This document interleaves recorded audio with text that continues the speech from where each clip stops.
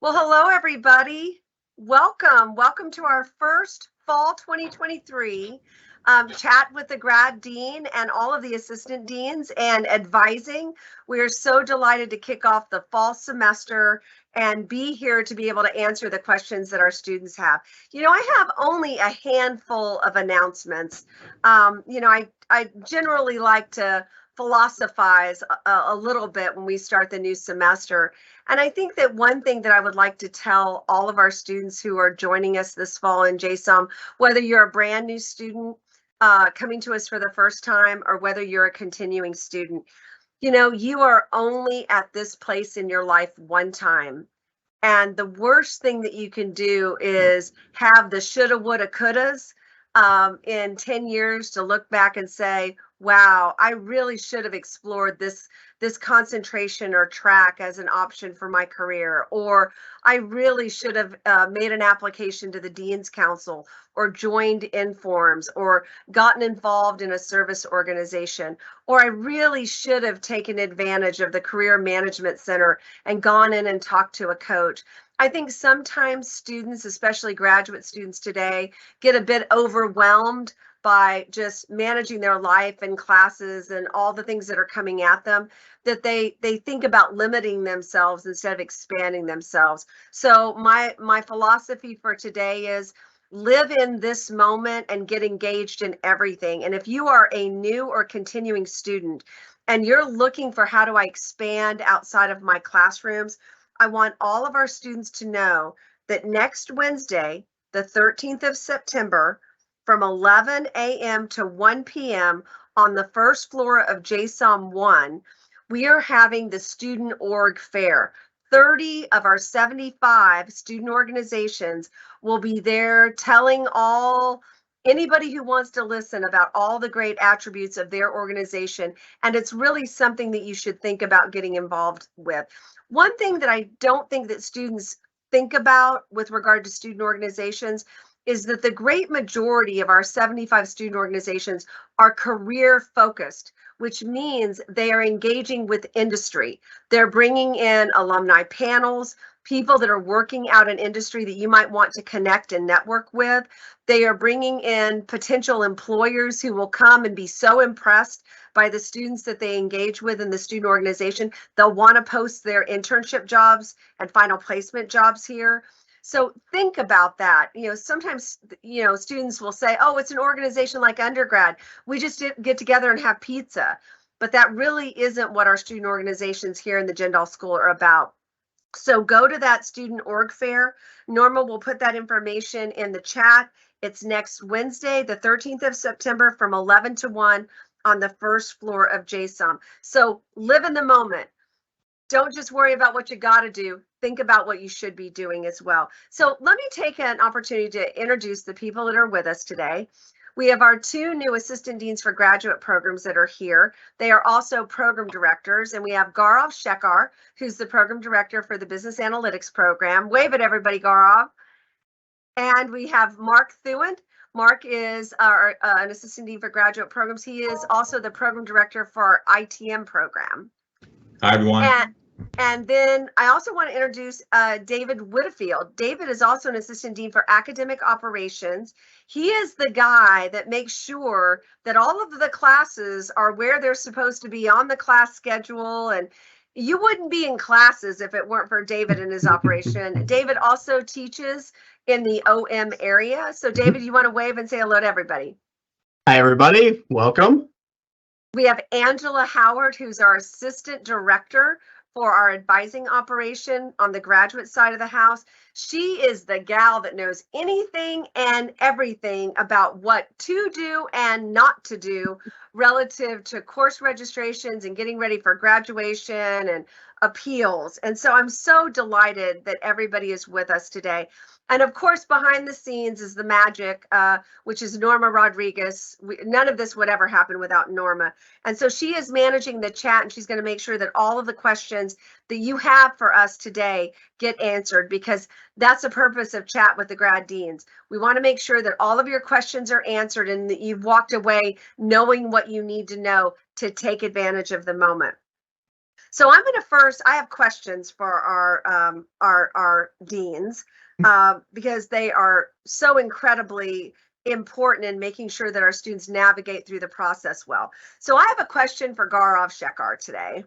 So Gaurav, in the IS area, which affects both you and Mark with the ITM students, there are a lot of certificates that are available for students to take.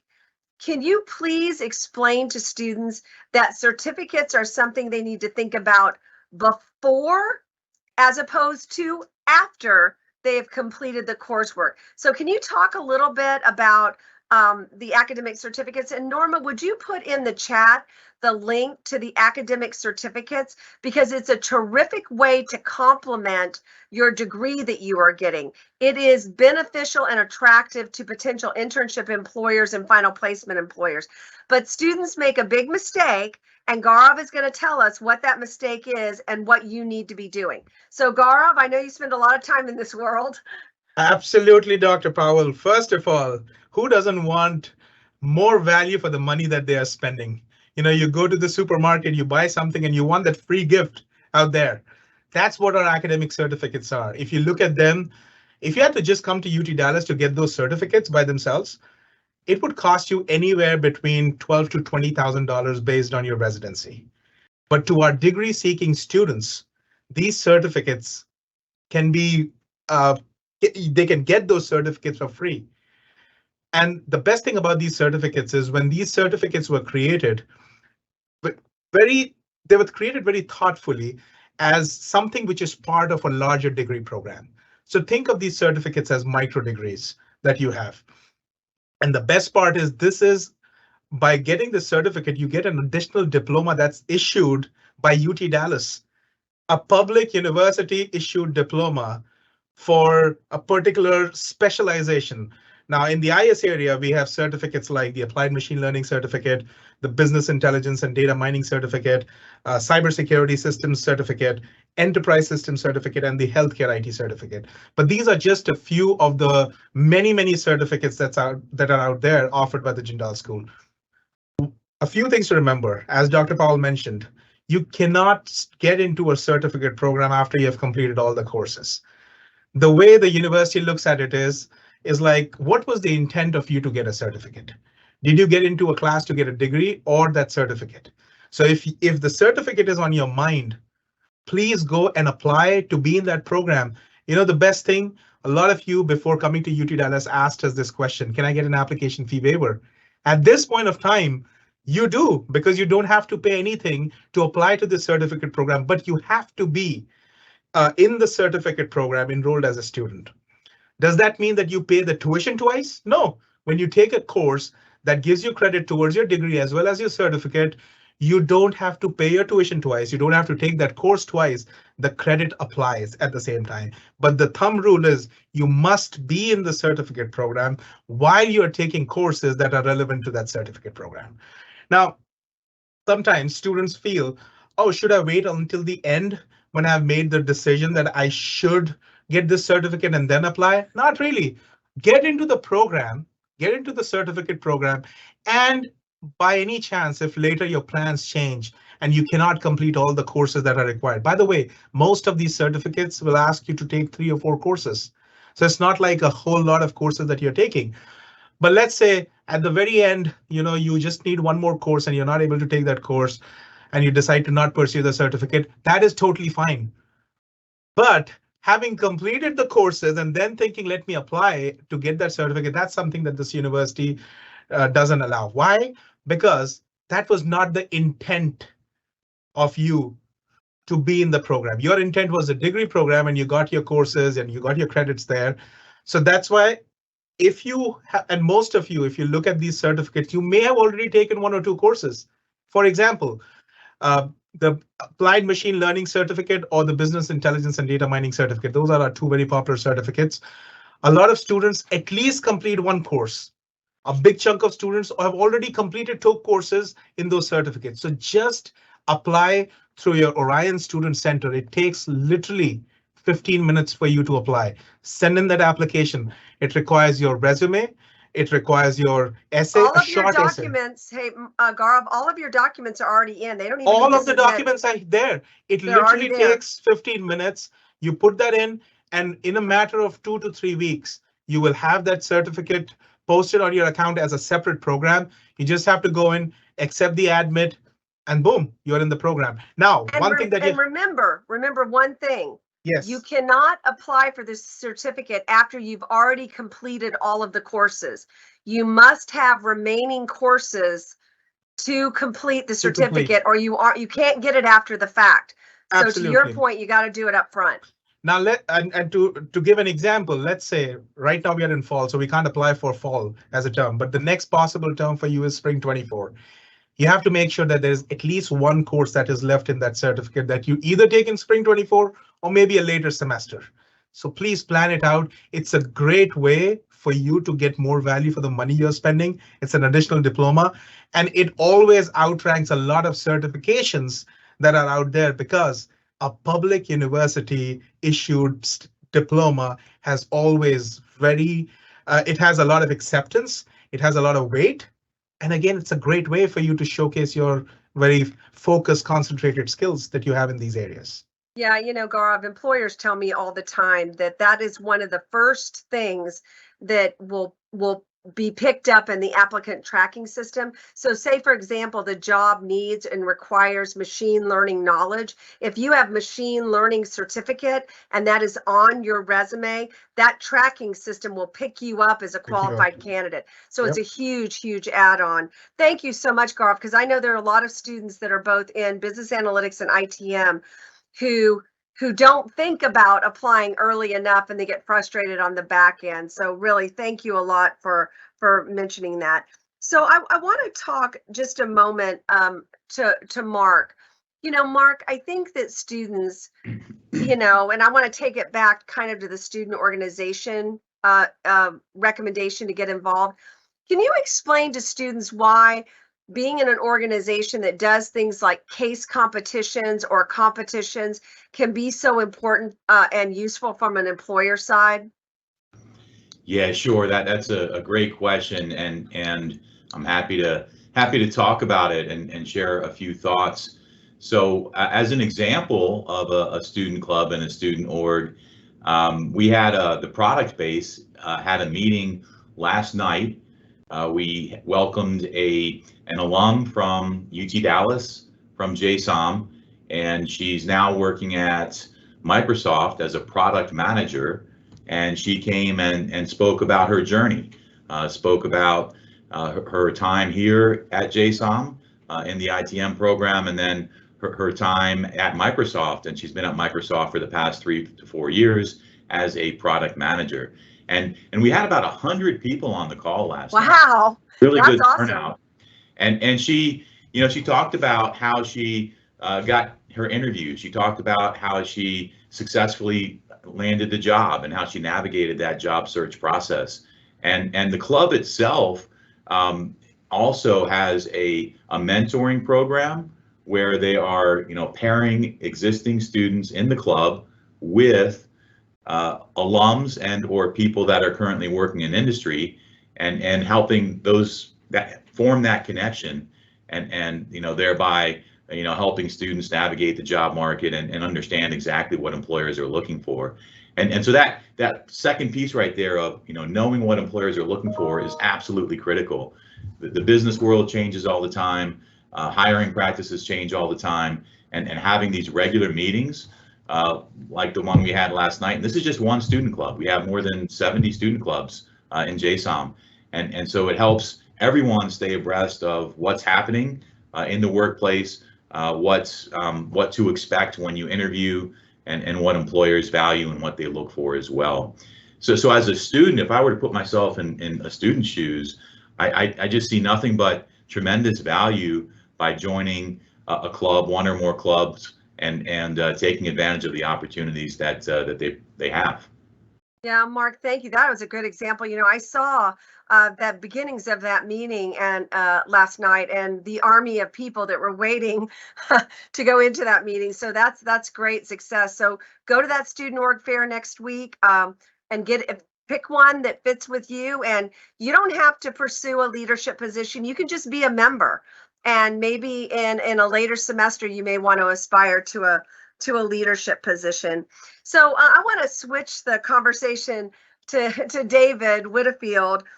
David, you are teaching a synchronous class this semester. And of course, you and I talk all the time right here, a few offices apart from each other. And of course, my modern post-COVID pet peeves around cameras. But can you talk a little bit about your experience so far this semester teaching your synchronous class? Because folks, a synchronous class is a live online class that is virtual, but it is live. So it's happening on a day at a time. And one of the requirements for enrolling in that class is that you must have your cameras on. So David, why don't you tell everybody about your experience? Yeah, absolutely. Thank you, Dean Powell. So folks, the remote synchronous classes, as many of you know, we rolled those out last fall. And we're starting to build more and more of those. And as Dean Powell just said, part of the requirement is that at the engagement, just like what we're all doing here on Teams, we have our camera on so we can interact and engage with each other. One of the things, and it's not just me, but it's other faculty members who also teach remote synchronous, pretty much we find that in those classes, it's the faculty member, it's myself talking to a big giant display screen of bubbles. It's just your face bubble and that's it. That makes it very hard to gauge whether you're understanding the material, if you have a question, in the classroom and even in this setting, I can look at my colleagues' faces right now and see if there's an understanding, if there's maybe a question, or maybe there is a pending question. I can see how the pace is going and I can adjust the information. In that kind of setting where I just have a blank screen, and I just had my class last night, it's very difficult for me. And then at the end of the class, we were discussing Porter's 5 forces and how it relates to supply chain strategy. At the end of the class, at almost 6:44, I had a student say, "Professor, I don't understand the concept again. How is that related to that? And where is that conceptual article that you put out there?" Would have been great if I could have seen his face and see that he wasn't getting that. And that's a simple example, and I'm sure other professors are having the same experience. I know myself and Professor Whalen, we talk about it. We're two of the professors in OM that regularly do these remote synchronous classes. These classes were designed to give you guys a way for being remote, but also engaging in a classroom-like experience with the faculty member and with your peers.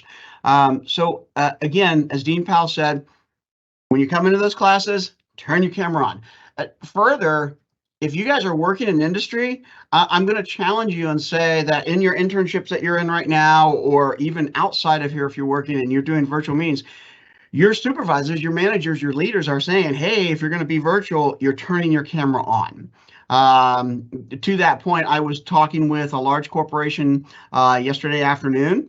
They do a lot of governmental agency testing. Anyways, one of the key people who were in the meeting for the organization didn't have his camera on. And the leader of the meeting said, hey, Russ, turn your camera on so we can see your face. I know the expectation in the corporate world is this exact same way. So turn your cameras on, because it's really going to be helpful. Dean Powell and I were talking today about how we may suggest to faculty about how to get better participation. So look for some of those changes to come in your syllabus. Or yeah, this is one of my pet peeves, and I get it. And I am probably not the person to be talking about this, because I spent 3 or 4 years in broadcasting before I got into academia. So I'm comfortable in a camera on environment and have been kind of my whole professional career. But here's the reality, folks. If you aren't seen by your face and your eyes and your expression, you are not seen. You're just literally invisible to your manager, to your supervisor, to your professor.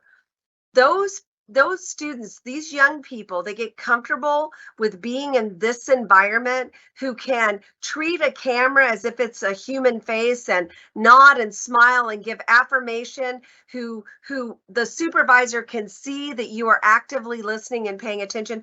Mark my words, Those are the people that get promoted first. Yeah. Those are the people that get the juicy assignments first. Those are the people that are coming up with the ideas first. Active listening and active participation begins with your camera on. And I'll tell you what, if your camera is off, you are giving yourselves permission to be distracted. Be distracted by whatever's on the TV, because you know, when people are watching you, you pay a little bit more attention. You're going to be distracted by what's driving down the street in front of your house. When you are actively having your camera on, you are a better student. You are hearing the message better. So shrug off whatever your problem is with having a camera on and realize that your future and your opportunities are going to be in a comfort level with having your cameras on. And I think we're going to try and build incentives into grading rubrics to reward students that are going to get more comfortable in this environment, because I think it's going to make a huge difference. David, thank you for sharing that. Yeah, you're welcome. So Miss Angela, all right, can we talk a little bit about email? You know, I want to talk about email. I know both you and Norma had an experience in the last 24 hours. So why don't you share with everybody that experience, and then let's talk about just email in general. Yes, thank you, Dr. Powell. So usually we welcome emails from our students, of course. As long as you're using your UTD email, we will answer that question. However, some students get very excited about receiving a message or a reply, and they will email us numerous times in one day. We do try to have as little of I guess a lag in us getting back to you. So we do try to reply in 24 to 48 hours at most days. During registration, it may go to 72 hours because it does get very busy in the office. But we have had a few people email us every 10 to 20 minutes one day, and that does slow things down when it comes to processing. So we do ask that you be a little more patient during the busy times and give us a little time to get back to you. Sometimes we do have to research your situation, so we do need time to get back to you with enough information to help you. Yeah, So that's and the main Angela, thing. that's It's not give us some just time. advising. That's not just advising. That's Norma, all of the you've had that university. experience recently. I've had that experience recently, where students believe that if they send an email, that it's like a text. Instant message. Somebody is Yeah. looking at it instantly and somebody's responding back. The more times you email the same thing, the more you clog up our ability to respond to the emails. And then also, just one other thing I want to point out. Email the person that you think can help you the most. Do not, as Mark has said so beautifully in Academic Success Bootcamp, don't email 10 people the same question, because that is going to muck up the system and the variety of answers that you might get back. We will always forward it on to somebody who can help you better than maybe we can if you email us. Now, Angela, I think that there are only a few detailed reminders about second 8-week courses that you want to remind students about. Yes. So registration for the full semester has ended. That was August 28th. And the last day to drop a class without a W withdrawal grade on your transcript was yesterday, Census Day. So now any classes that you drop will have a W, and we cannot enroll you in any more full-term classes. But if you are enrolling in a second 8-week class that begins in October, we can enroll you. The last day of enrollment for that is October 12th, and I believe after that there will be 10 days of late registration. So we can enroll you in classes like internship, and if you need to take professional development, MAS 6102 for the second 8 weeks, we can still enroll you in that if you're not able to enroll yourself. But all other enrollment has ended. Yeah, So thank you don't for come and those ask, reminders. but we Yeah. will tell you. Yeah, and I just want to remind all of our students, if you haven't printed out the academic calendar for this semester, please do so. David, do you know off the top of your head when the spring 2024 schedule is live for students to see? Because I don't remember, but if you can find that and share it in the chat, that would be great. It's usually in late October before the schedule is live. So I have, Norma's going to be fabulous, and she's going to put up the academic calendar for folks to be able to see. There's the spring calendar. And you want to print out the fall calendar as well to have it handy. But you should live and die every semester by what is on this. And don't forget the back side of the academic calendar, because that's the refund schedule. So look at there she just highlighted it. Schedule planner available on Monday, October the 23rd. So you may want to mark your calendars for that. And Thank Dean you, Powell, Norma. if I can just interject real quick. So here's the schedule, production schedule. The catalog is actually going to go live for spring 24 on October 23rd, and then registration appointments will begin on November 6th. Yeah, and remember, a registration appointment is not an appointment with a person. That is just your appointment time when you can actually register yourself. And if you've already looked at the live planner and have already put the courses in your cart, then you just need to go in and activate that registration. So before we get to questions, and Norma, do we have questions in the chat that we're going to address? We do have a few Okay. that I've answered, but I think they might be beneficial to the rest of the group. Sure. So let me talk about the one topic that I want to talk about this semester, or this particular chat, and it's around the course of professional development. I think there are students can be categorized into a variety of buckets if they are new students with regard to how they feel about professional development. So there's one group in the first bucket, and those students get it. They get it from day one, and they understand they got to get their resume in US standards so that it looks like a US resume, that they've got to get their interviewing skills, that they got to know how to interview on video, that they understand that the tools that you get introduced to in professional development are really important. And they also read the syllabus and know that they need to attend class, because if you don't attend class in professional development, you can easily fail it.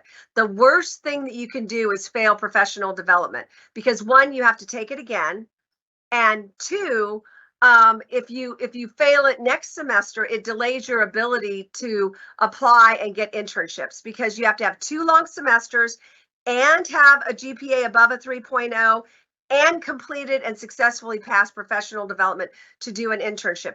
So those people in bucket 1, they get it. Let's jump over to bucket 3.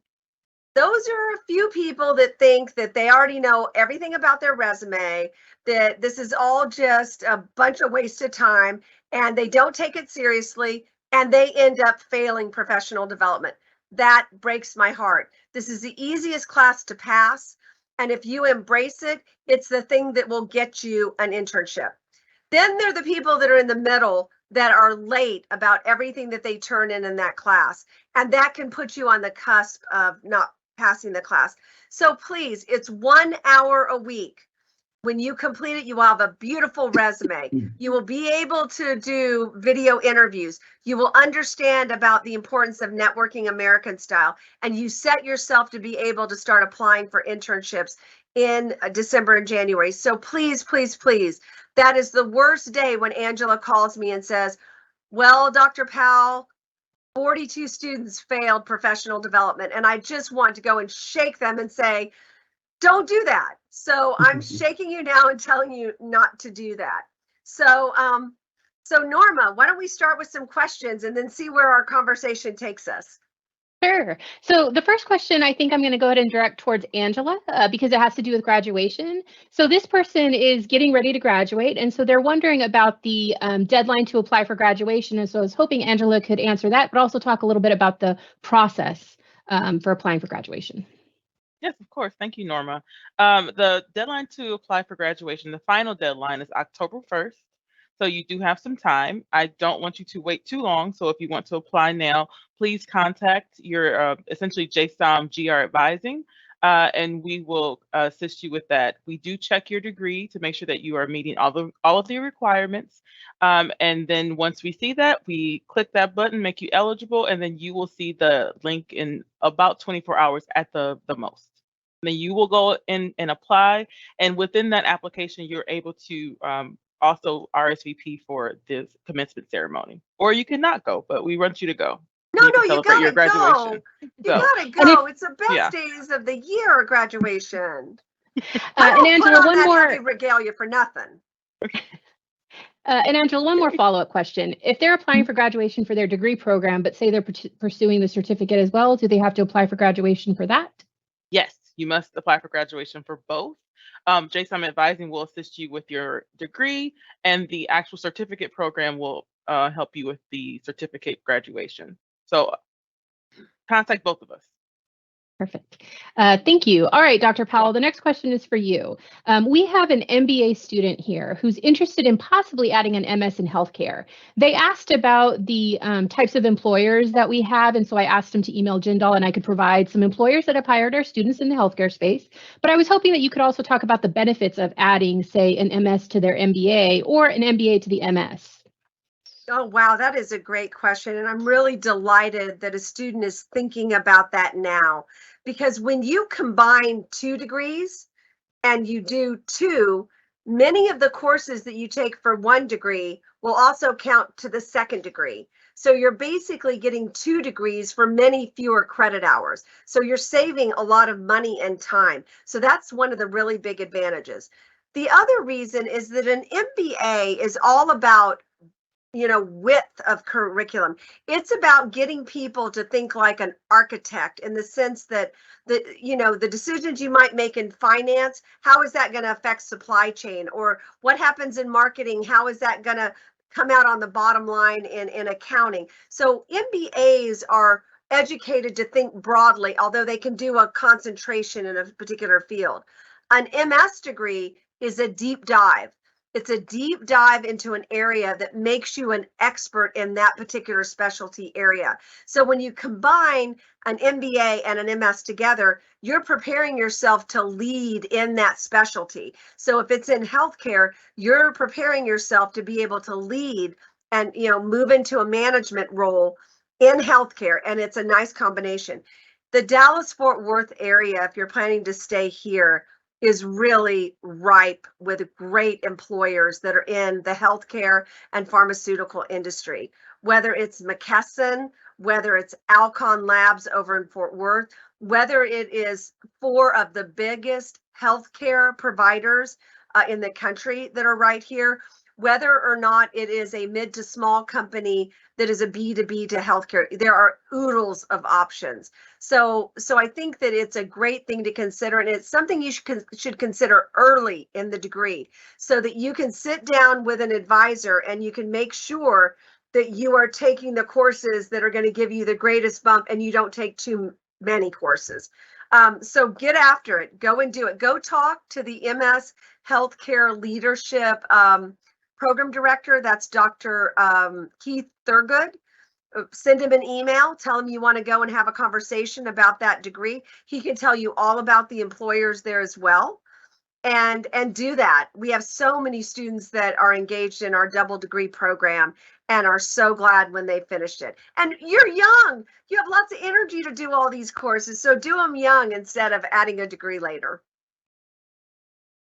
The next question has to do with internships. This person is wondering how internships work in terms of the 0, 1, 2, or 3 credits. They don't quite understand how that all kind of factors in. So I'm going to answer the first part, and then I'm going to pitch it to Mark and Gaurav to really flesh it out. So if you are in a STEM, well, not if you are in a program that requires the internship as a part of the degree, the program has to require an internship.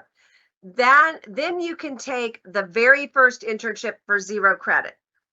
If your degree program does not require an internship, but you want to do an internship, then you'll have to take that internship for either 1 credit, 2 credits, or 3 credits. So that's the difference. If the degree program requires it, you can take your first one for 0, and then of course take others. Now, Mark, do you want to chime in about maybe the rest of the answer to their question? About how it works, the approval kind of process? Yeah, sure, absolutely. And just to follow on a little bit about the number of credit hours, if it's your first internship, the 0 credit option is almost always the best option because it gives you the most flexibility as you move forward. And once you use up all your credit hours, once you use up all 3 credit hours of internship, you're done. You can never work on an internship again. So every once in a while, someone will say, hey, I want to, take a 3 credit hour internship for my first internship. And that's a bad idea. That's not something you typically want to do. So because you'll end up not being able to work on internships anymore or ever again. So that Mark, 0 credit option. Yeah. So you can do 4. Technically, you can do 4 if you are in a degree program that requires it, because the first one is for 0. Then you can do 1 credit, 1 credit, 1 credit, right? That's exactly right. That's so exactly 4 right. internships. That's powerful. For 4 semesters. That absolutely. And it's the process for applying for an internship. It's on the CMC website. One of the biggest hurdles I see, or one of the biggest issues that comes up quite often, are the dates for internships and when the last date they can actually apply for an internship is, right? So make sure you're aware of those dates and know what they are, and leave yourself plenty of time to make sure that your internship approval process gets handled with plenty of time to spare. And then documentation for internships. We do have a very specific set of required documents. So your offer letter has to have a start date, has to have an end date, has to have a job title, right? Has to have your salary specified, who your supervisor is, an office location, an address for that office location. And every once in a while we get offer letters that they're missing something, right? An offer letter is missing something. And so we'll have to send it back to the student. The student will have to go to their employer, get a new offer letter, get it updated, and that adds time to the process. And so you want to try and prevent that from happening up front, and just make sure you have everything you need when you apply. Terrific. And Gaurav, you want to jump in and add a little bit about reduced enrollment? And also, can you talk a little bit, because Mark referred to it, this offer letter about not working before it starts or not working after it ends? Can you talk a little bit about that? Absolutely. So the dates on the offer letter must, you cannot start an internship we will not approve an internship where the start date has already passed. So it has to be something that starts in the future. We don't give you retrospective credit. It's not like that, oh, this is fall and I did something in summer, so can I now get credit for it? It is when you send a request for an internship, there are several departments that look at it. First, the University Career Center that validates whether it's a legit firm or not. The program then looks at it, trying to make sure that if this is a job that you should be doing, just because it is an internship, it doesn't mean that you can just go with it. The work should be mapped to the courses that you have taken. So the evaluation that the program does from a qualitative perspective really requires us to look at your internship before you have started it. So please do not ask for retrospective credit. But at the same time, Dr. Powell, you mentioned about reduced enrollment. Is that what he said? Okay. Mm-hmm. So some of you who might be, and this is especially for international students, as an international student, you're required to take 9 credits.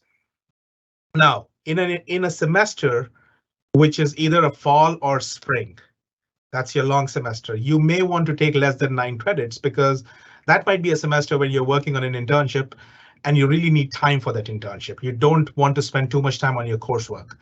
Reduced course load is an option for you in that case, and that can be approved for you, and they will put it on your I-20 as an international student only if you're working for at least 21 hours per week for at least 11 weeks. That is what a full-time internship means. Till the time you're able to do that, have that on your offer letter. And when you fill out the survey in Orion, when you're reporting your internship, ISSO will look at that information and they will make a notation on your I-20 that the student is eligible for reduced course load. At that point of time, you can take less than 9 credits and you're good to go. But remember, you cannot do 2 semesters, back-to-back semesters of reduced course load unless the second semester in which you're doing this reduced course load is your graduating semester. The minute you apply for graduation, you automatically qualify for reduced course load. 2 more pieces of information, Dr. Powell, if I may. You talked about 4 internships that a student can do. A domestic student can do 4 internships. But if you're an international student, you can only work for 364 days. which In means one that year. is in 1 year. Yes, Right. 364. So that's like three internships for you, 0, and then the first one could be a 0, and then 1, 1 plus 1, 1 plus 2, 2 plus 1, whatever combination you want to think about. But also remember, the number of credits also correlate with the number of hours you work. So for each internship credit that you take in a semester, you need to at least work for 80 hours minimum. Now you can work for 400 hours and claim 1 credit. But let's say you go for an internship in a semester for 2 credits, that means now you have to work for at least 160 hours throughout the course of that internship in that particular semester. These are some very fine points.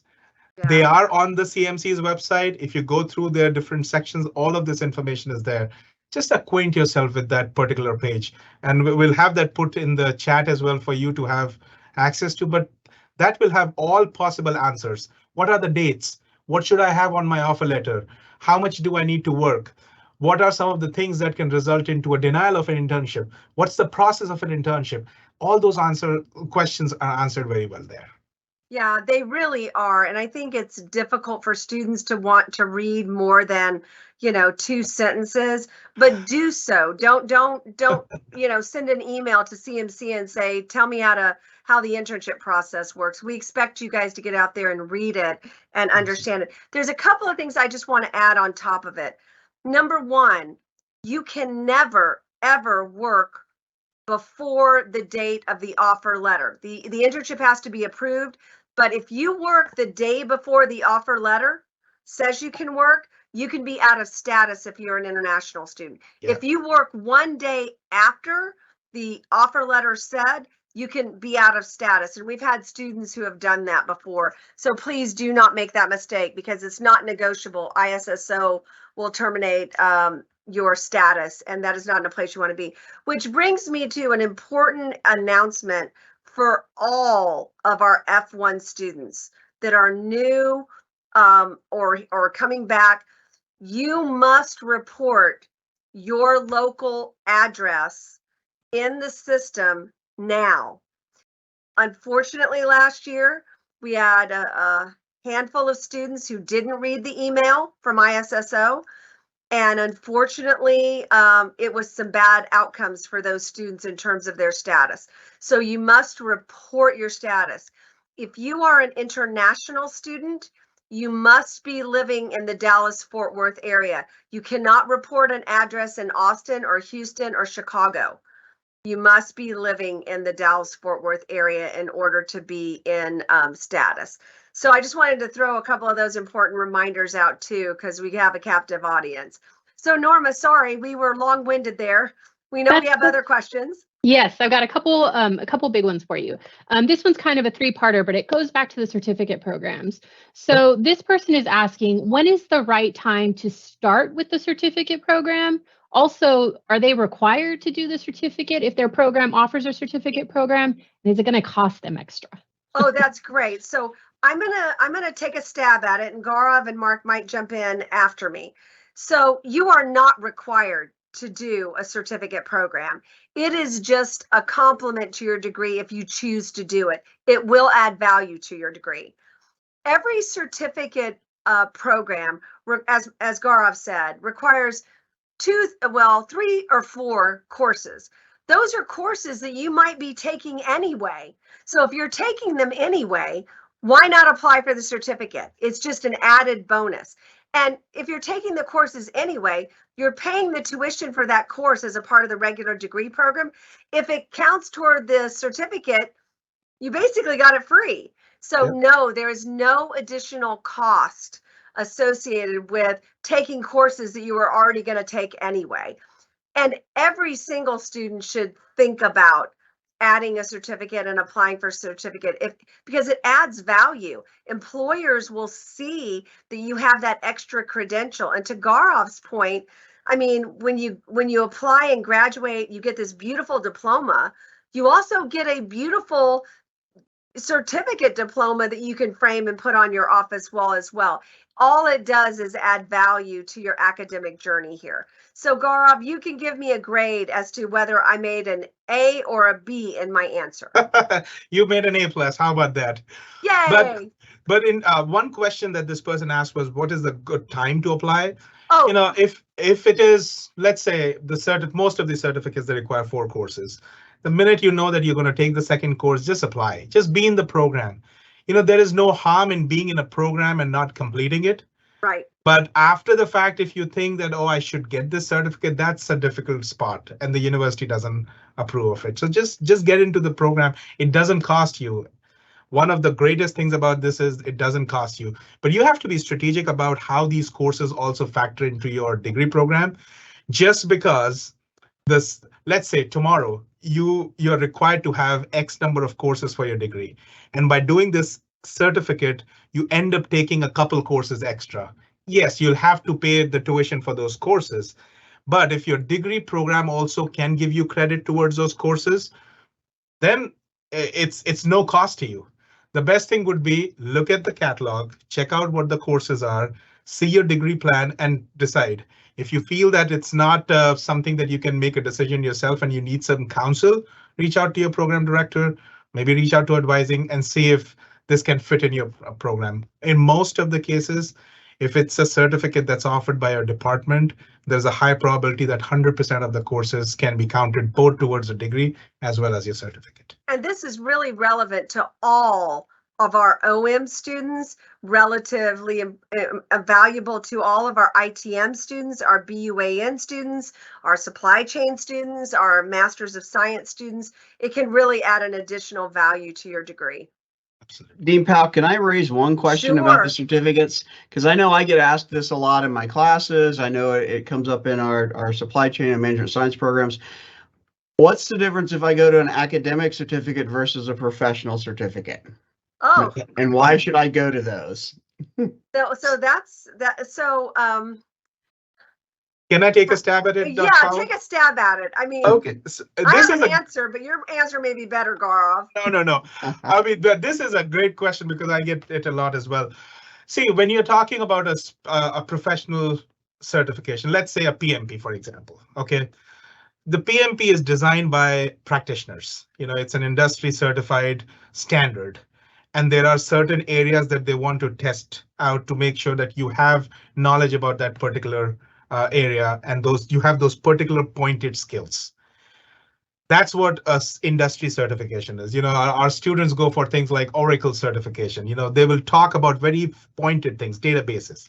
However, when you talk about a graduate certificate at UT Dallas, yes, there are specific pointed skills that you gain in that particular certificate through that certificate, but it's more wide. It's wider than just a few skills. And the breadth as well as the depth is far more than an industry certification. Now, for a certain job, maybe one of the industry certifications might be more relevant because it's testing out a specific area. But then in terms of the breadth of skills that you have, a graduate certificate from a university has more area that it has covered, more than just those specified skills. Dr. Powell, make this an A+ answer. I think that is an A+ answer, Gaurav. I'll return the grade. Okay. All righty, I have a couple more questions before the conclusion. One is about internships and the other one's about Dean's Council. So this goes back to the 0 credit internship discussion. This person asks, does it mean, if it's 0 credit, does it mean you can work remotely or you have to go in physically? Does this also mean if you're taking a 0 credit internship that you still have to do 9 credit hours that semester? So Mark or Gaurav, you want to take the stab at it? Yeah, absolutely. So 0 credit doesn't mean that, see, the modality of your internship has nothing to do with how many credits you take. You can do a remote internship, you can do an in-person, and you can take 0 credits.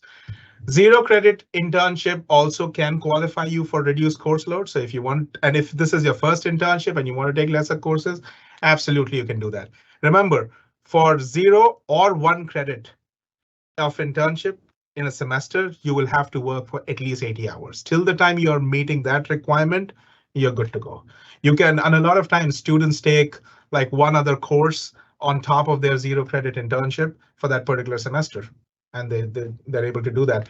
Remember, 21 hours per week and at least 11 weeks in the long semester is what qualifies you for reduced course load.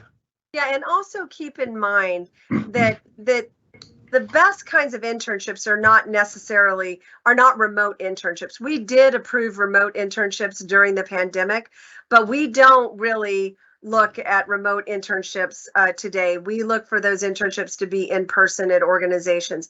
Kind of depends upon the industry you're in, but just keep that in mind. And Dr. Powell, if I may just add to this, sure. Use your internship experience as a way to not only garner experience in the particular area you're working in, but it's also a great way for you to learn how to work in an American workplace. There are so many things that you learn by working with people in person. If there's an opportunity for you to go to office X number of days, please utilize all those days. Don't just be like, oh, my organization doesn't care how much I work remotely or in person, because this is a great opportunity for you to build relationships. You might end up getting mentors who might put you on challenging projects that help you build your professional profile. And who knows, this internship might turn into a full-time opportunity later on because of all the relationships that you have built in the organization. So remote is good. It gives you the flexibility, but if you really have to develop your professional profile, use the in-person opportunity as much as you can. Yeah, networking is key. I mean, Mark, don't you agree? Yeah, absolutely right. If you can go in, make the most of that internship opportunity. I had a couple other points to add. So your 0 credit internship doesn't cost anything. It's actually free, right? And that's important. That can be nice where you're actually getting something. You're fulfilling a degree requirement, and you're not having to pay the tuition to go along with it. And then we've talked a little bit about reduced course load as well. And summer is an exception. So in summer, you're not required to take a certain number of courses unless it's your first semester. So therefore, you don't have to worry about the reduced course load aspect. You can just take your internship in summer, focus on your internship, make the most of it, and really just do a great job. Oh, thank you guys so much. I just love having all these experts join this chat with the grad deans, because it just really adds value to the answers that we can give our students. So Norma, I think you had a Dean's Council question. Yes, and that is our last one. We have somebody who is here attending and who is curious about the Graduate Dean's Council. They were wondering if you could just talk a little bit more about it, what we do, and what our mission is. Wow, well, that's great. Well, the Dean's Council, the Graduate Dean's Council, has existed since the fall of 2008. So it's been around now a long time. It has a sole mission of building the brand of the Jindal School of Management, internally, externally, within our students and within our employees, just whatever. We work on a lot of different projects. Sometimes we're working on service projects to really give highlights to certain individuals. This fall, we'll be working on a project to recognize all of our veterans who are Jindal School students. In the springtime, we do a big annual tradition event that we host, sponsor, and put on, which is called the Owlies. If you've walked through our school's courtyard, you'll see a beautiful silver owl sitting out there whose name is Wise. And we host the Owlies. Yeah, it stands for Outstanding Worthy Leaders Involved Exceptionally, where we recognize outstanding students, faculty, staff, community people, alumni. It is the highlight of the academic year in terms of recognizing people. So we host the Owlies. We work on a lot of other projects that are all about building our brand, and the council has played a big role in helping us build our rankings. It is fun. I'm the faculty advisor for it. Gaurav helps with the Dean's Council, and Gaurav was once a member of the Dean's Council long time ago. But make an application. You have to just have completed one semester here, have a 3.2 or higher, and we'd love to welcome your application and consider you for membership in the council. It's a lot of fun. It is uniquely different from all of the other student organizations because you work on behalf and with the deans of the school. Dr. Powell, the midterms are coming up and we have a tradition with the OWL, right?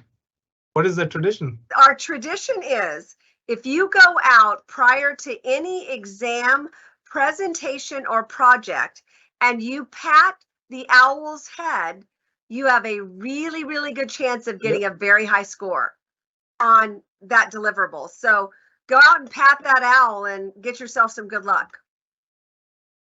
Perfect. Thank you. Those are all our questions. Wow. Well, those are really good questions. I don't know how it is that we started at noon and now we're 55 minutes later and we've used up all of our time. You know, the thing that I want to tell our students is that we are here. We are available, whether it's me, whether it's any of our assistant deans here who are present, whether it's Angela in the advising office or Norma, or your program director or program support folks. People are here to help you. All you have to do is raise your hand and all you have to do is ask. So please don't let anything that you're experiencing turn into an academic emergency. Nothing has to become an academic emergency if you are very proactive in what you do. I also want to remind graduate students because they think, oh, I'm a graduate student. You know, the other resources that are on campus, you know, I won't ever need them. But remember, as a graduate student, you have access to a lot of other resources.